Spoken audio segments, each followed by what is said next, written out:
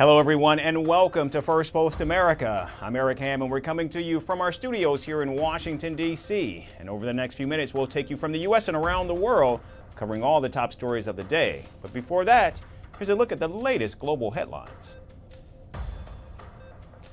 A Bangladesh court sentences former Prime Minister Sheikh Hasina to death on charges of crimes against humanity, capping a month-long trial that found she ordered a deadly crackdown on student-led protests last year that killed at least 1,400 people.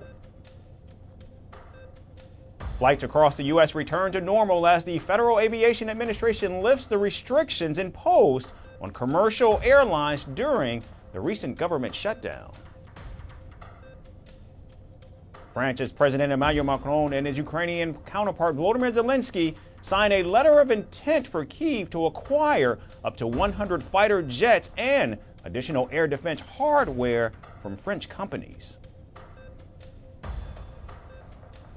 South Korea proposes talks with Pyongyang to avoid border clashes, marking the first such offer in 7 years as Seoul seeks to ease military tensions with the North.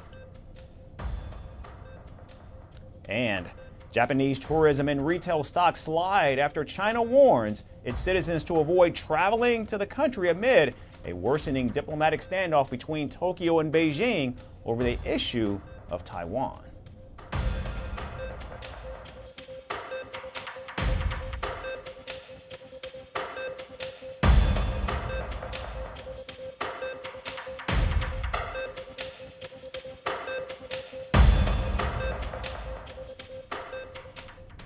Today we start with rising tensions in Latin America, where a dramatic U.S. military buildup and a new round of political messaging have brought Washington and Caracas into one of their most precarious moments in years. On Sunday, President Donald Trump suggested that discussions with Venezuelan President Nicolas Maduro could in fact be possible. He offered no details, however, but claimed that Venezuela would like to talk. It allows us to do that, but we haven't said we're going to do that. And we may be having some discussions with Maduro, and we'll see how that turns out. They would like to talk.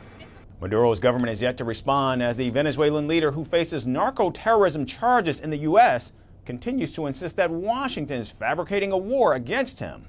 Trump's comments come at a moment when the U.S. military operations in the region are intensifying. A day earlier, the U.S. carried out another lethal strike on a suspected drug trafficking vessel in the Eastern Pacific. Now, according to the Pentagon, 3 people were killed when U.S. Southern Command's Southern Spear Task Force targeted the vessel in international waters. This marks the 21st such attack since early September, part of an ongoing American effort to disrupt what it calls narcotics routes before they reach U.S. shores. The strikes have killed more than 80 people so far, raising concerns from U.S. lawmakers, human rights organizations, and even American allies who are questioning the legality and long-term consequences of such operations. Meanwhile, the U.S. Navy has now deployed its most advanced aircraft carrier, the USS Gerald R to the Caribbean. It's accompanied by a fleet of warships, support vessels, and even a nuclear submarine. In total, the United States has moved at least 13 warships and 5 support vessels into position since August. And the aerial buildup is just as significant. The USS Ford can carry more than 75 aircraft, and the Pentagon has also deployed 10 F-35 fighter jets in the region. According to reports, the United States has also previously sent B-52 bombers on flights off the Venezuelan coast. And together, these moves form the backbone of Operation Southern Spear, a campaign President Trump's administration says is meant to strike narco-terrorists and protect the U.S. from deadly drugs.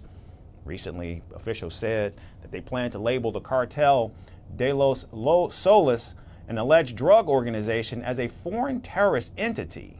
Meanwhile, in Caracas, Maduro is trying to project calm. He's dismissed the U.S.-led joint military exercises with Trinidad and Tobago as irresponsible and urged the American people to stop the war. Al pueblo de los Estados Unidos, the people of the United States, listen to me. War of Caribbean, war South America. No,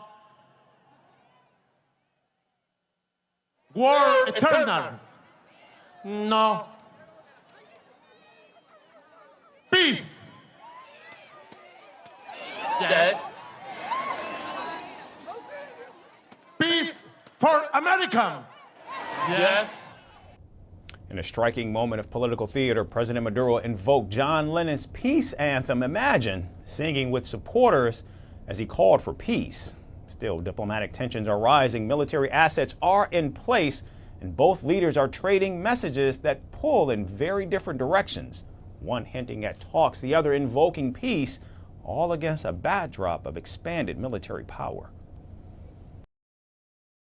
Back here in the U.S., protests are intensifying across North Carolina. Demonstrators gathered in Charlotte and Raleigh over the weekend as the Trump administration launched a sweeping and unannounced immigration enforcement surge across North Carolina's largest cities. Crowds gathered late Friday and grew through Sunday with chants against deportations and carrying out signs denouncing what they called heavy-handed tactics by federal agents. Border Patrol being here is really going to affect how we live on a day-to-day basis, we're going to be living in fear, constant fear that one day one of us might not come home and, Officials confirmed that at least 81 people were arrested during a 5-hour window early on in the operation. The Department of Homeland Security said the mission was aimed at removing public safety threats, part of a broader push by President Donald Trump to expand immigration enforcement in Democratic-led cities. We don't need immigration and custom enforcement coming into Charlotte, disrupting our city, creating fear in our city and workplace, trying to divide our community and to make Charlotte a less safe place. But the scale and visibility of the raid stunned residents. Across Charlotte's east side, home to many Hispanic and immigrant families, shops remained closed, street vendors vanished, and normally busy commercial strips fell unusually quiet.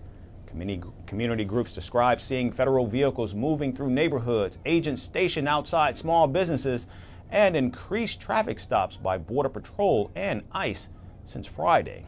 One of the most striking moments captured on video showed agents pulling over vehicles, then smashing the windows of a red pickup truck during a stop. The driver was pulled out and handcuffed before later being released. Local officials said such images had heightened fears in communities where many residents have lived for decades. I mean, the impact it's having on us is that a lot of people are afraid to go outside. I've been in contact with people a lot of friends and family and acquaintances who say that they're not going out. They're having their kids who are citizens go and pick up their clothes and food for them. Charlotte's mayor and other local officials issued a joint statement calling the operation unnecessary and warning it would fuel fear among families already shaken by previous raids in other U.S. cities. They urged residents to remain calm and document any concerning behavior by agents. The operation, which federal officials have dubbed Charlotte's Web, is the latest in a series of enforcement surges launched this year in cities including Chicago, Los Angeles, and Washington, D.C. DHS officials insist the deployments are designed to target criminals, citing recent cases of violent crimes, though city data shows overall crime has fallen this year. Now, Charlotte is home to nearly 1 million people and over 150,000 foreign-born residents. It has become one of the most fastest growing and diverse metropolises in the Southeast. And the sudden arrival of federal agents has triggered business closures, community rights trainings, and mounting concern about how long the operation will in fact continue. It's an uphill battle, but it's a battle that needs to be had, and I'm very happy to see the energy and the amount of people who are out here. And we're going to win. I'm confident we will. For now, federal officials have not said when the surge will end or where it may expand to next, leaving residents bracing for further arrest as the week begins. New York City's incoming mayor, Zohran Mamdani, is already making headlines, and he hasn't even been sworn in yet. In a bold public statement, he's urging Americans to stop buying Starbucks, backing thousands of baristas who've walked off the job in one of the biggest coordinated strikes in the company's history. The walkout was deliberately timed for Red Cup Day, Starbucks' biggest and most profitable promotion of the year. But instead of festive crowds and record sales, this year's event turned into a nationwide labor rebellion. Workers are accusing the company of stalling negotiations, cutting hours, understaffing stores, and ignoring demands for livable wages and safer working conditions. And now, with Mamdani joining their fight, pressure on the coffee giant is rising far beyond the picket lines. Here's our report with more. Starbucks' busiest day of the year was meant to be awash in festive red cups and record-breaking sales. Instead, it became the backdrop for a national labor showdown.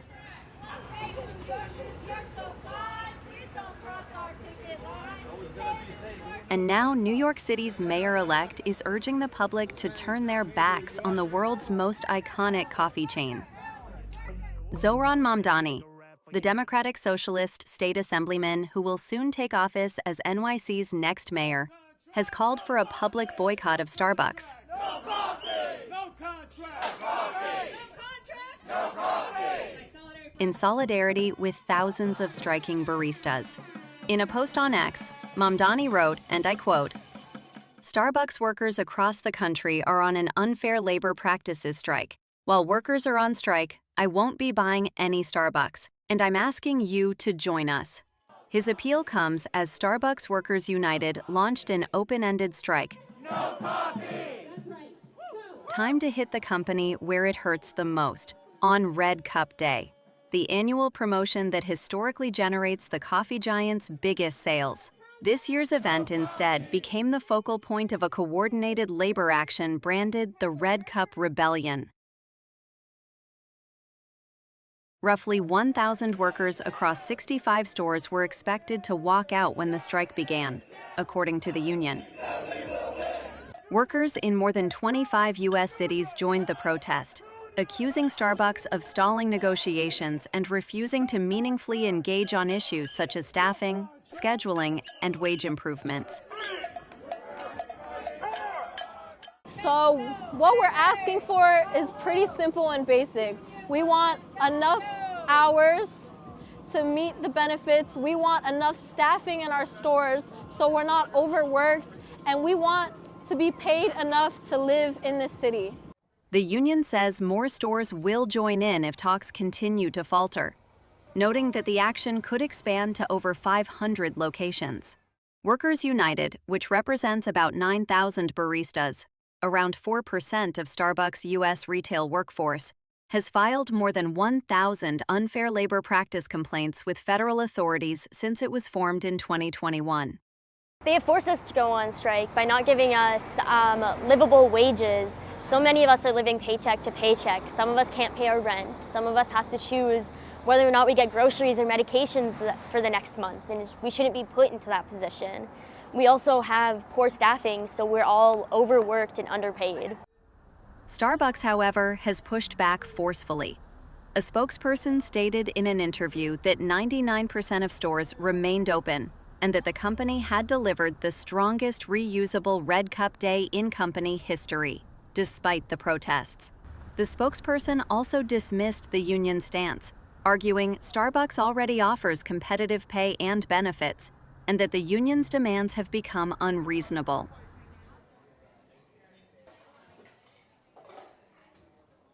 The strike lands during a turbulent period for the company. Starbucks recently announced a restructuring that resulted in the closure of over 600 stores across the U.S., including 59 unionized locations, many of which were shut down with little notice. It is also the union's fourth strike since 2023, and the third since CEO Brian Niccol took the helm in September 2024. Last year's Red Cup Day saw around 60 stores temporarily close amid walkouts, signaling that this year's escalation marks a new phase in the union's national campaign. Workers United has framed the strike as an inflection point. As of today, Starbucks workers across the country are officially on strike, the union declared on social media. The Red Cup Rebellion has transformed what is normally Starbucks' biggest celebration of the year into a referendum on workers' rights, corporate power, and public solidarity. As negotiations remain stalled and more stores threaten to join the picket line, the fight between Starbucks and its baristas shows no sign of cooling. And with New York's mayor-elect weighing in, the pressure on the coffee chain is only intensifying.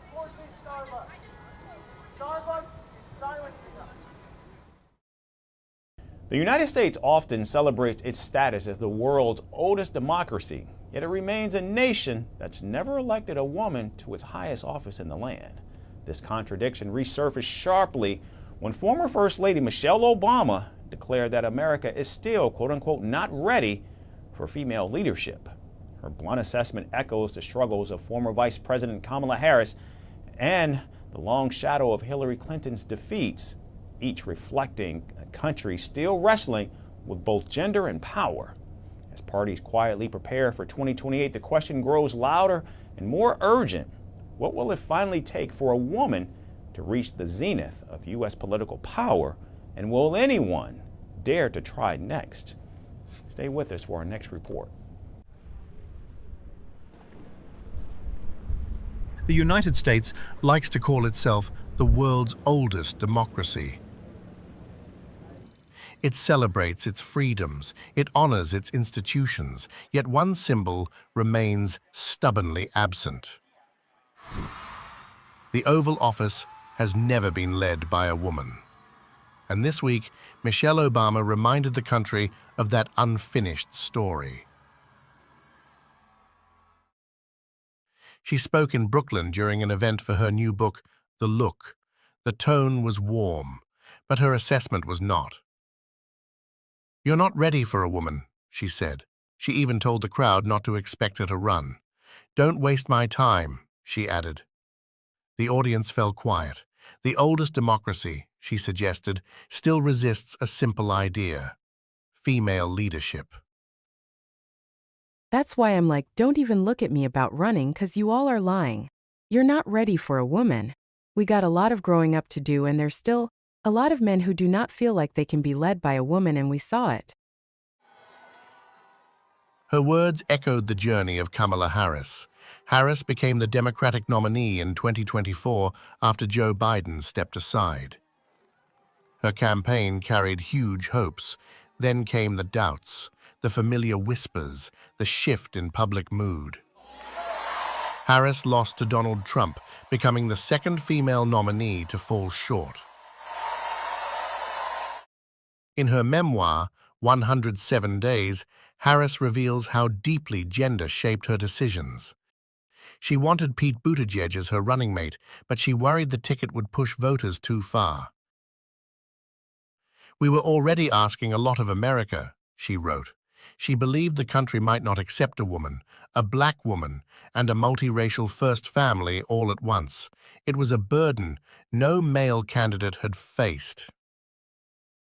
But we were already asking a lot of America to accept a woman married to a Jewish man. Part of me wanted to say, screw it, let's just do it. But knowing what was at stake, it was too big of a risk. Hillary Clinton understands that burden well. She tried twice to break the ceiling.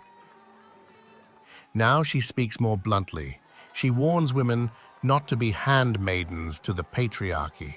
She believes a woman can win, but she also thinks the first woman president may be a conservative. Look, first we have to get there, and it is, obviously so much harder than it should be. So, if a woman runs who I think would be a good president, as I thought Kamala Harris would be, and as I knew I would be, I will support that woman. This possibility worries Democrats.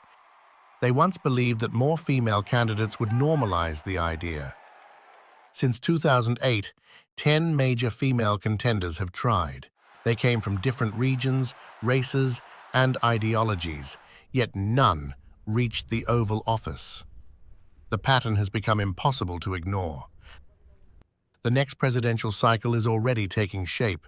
Names like Gavin Newsom, J.B. Pritzker, and Pete Buttigieg float around the edges. Each candidate tests message, each is a study of public mood. But the unresolved question remains: how much did gender shape Harris's defeat, and what does that mean for the next woman who steps forward?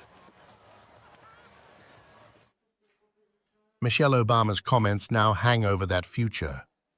Her sentences were short, her message was long overdue. America's democratic story remains incomplete.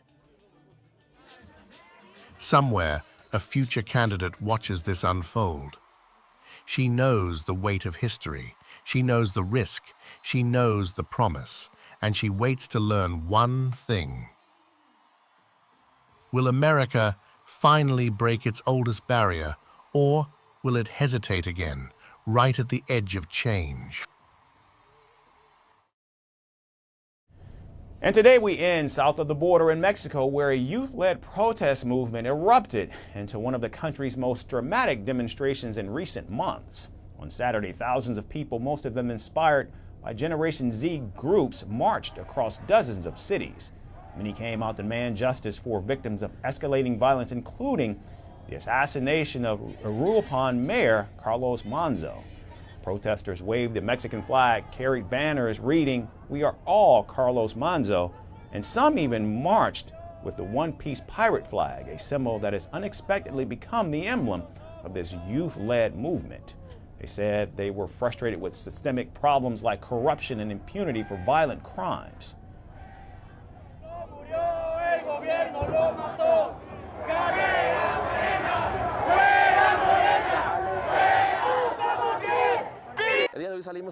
Today we are marching because we demand justice and because young people are fed up and want a good future for our children and for future generations. Perhaps the previous generation did not do things in the best way, but we are ready. And I believe that now is our time too.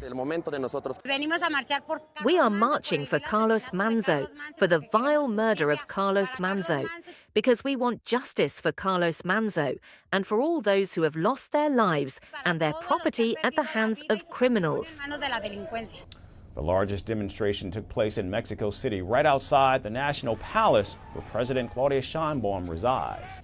Demonstrators tore down metal barriers protecting the palace, triggering a fierce confrontation with riot police. Officers responded with shields, batons, smoke bombs, and tear gas, while protesters kicked down fencing and hurled stones. The clashes left 120 people injured, 100 of them police officers, and led to 20 arrests. The violence wasn't confined to just the capital.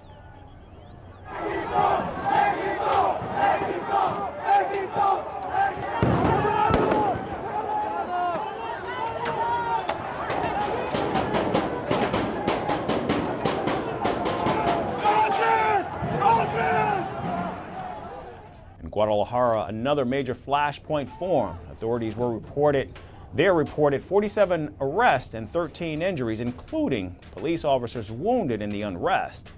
Saturday's movement was organized by a group called Generation Z Mexico, which describes itself as nonpartisan and fed up with violence, corruption, and abuse of power.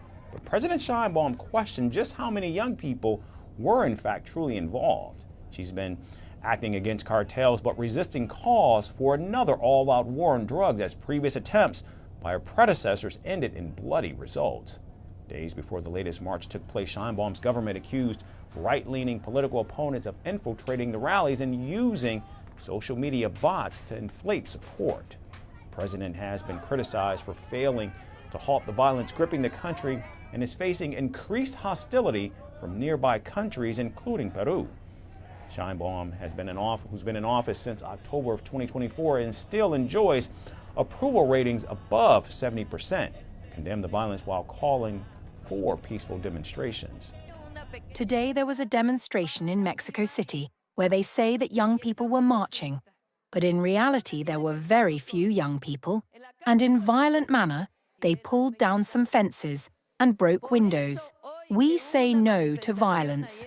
If you have a disagreement, you have to demonstrate in a peaceful way. There is never a need to use violence for change, always the peaceful route. Now, what began as a peaceful call against crime, corruption, and impunity in Mexico quickly turned into a confrontation that sparked a national debate over security, politics, and who's really driving this movement. And as the dust settles, the country is left grappling with the familiar dilemma: how to in fact demand change without descending into chaos. That's our show for today. We certainly thank all of you for tuning in. We hope to see you right back here again tomorrow. Thanks everyone for watching.